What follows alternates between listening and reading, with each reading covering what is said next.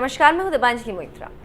अफगान शांति प्रक्रिया में मुख्य भूमिका निभाने वाले अमेरिकी राजदूत जलमह खलीलजाद ने अपने पद से इस्तीफा दे दिया। काबुल पर तालिबान के कब्जे के 2 महीने बाद ही खलीलजाद ने इस्तीफा दे दिया।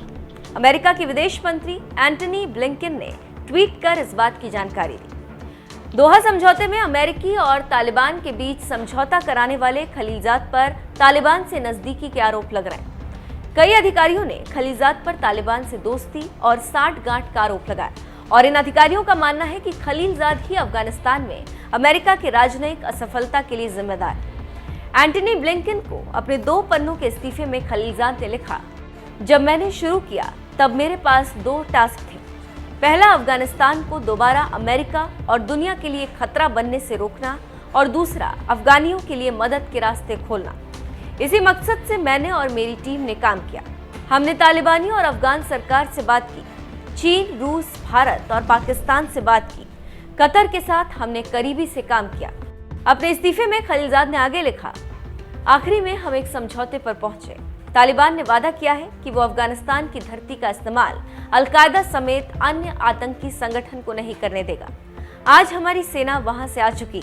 अमेरिका के लिए ये लड़ाई खत्म हो चुकी और इसकी बहुत भारी कीमत चुकानी पड़ी।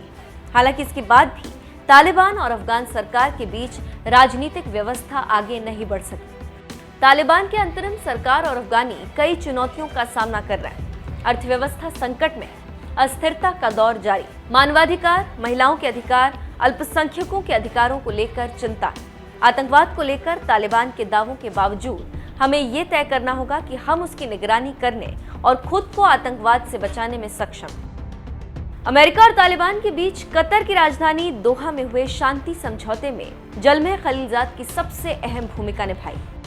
अमेरिका तालिबान में शांति समझौते की वजह से ही यूएस आर्मी करीब 2 दशक बाद अफगानिस्तान से वापस लौटी।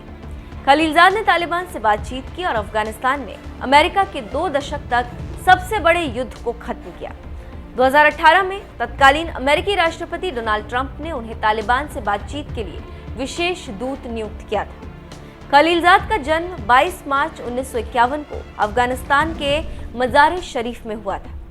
खलीलजाद डोनाल्ड ट्रंप से पहले पूर्व अमेरिकी राष्ट्रपति जॉर्ज डब्ल्यू बुश के एडमिनिस्ट्रेशन में बड़े पदों पर काम कर चुके हैं।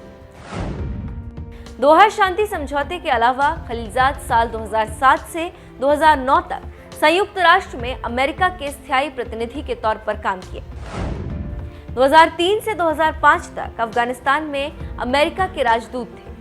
एंटनी ब्लिंकन ने जिस ट्वीट में खलीलजाद के इस्तीफे की बात बताई, उसी में उन्होंने ये भी बताया कि अगला एम्बेसडर कौन होगा।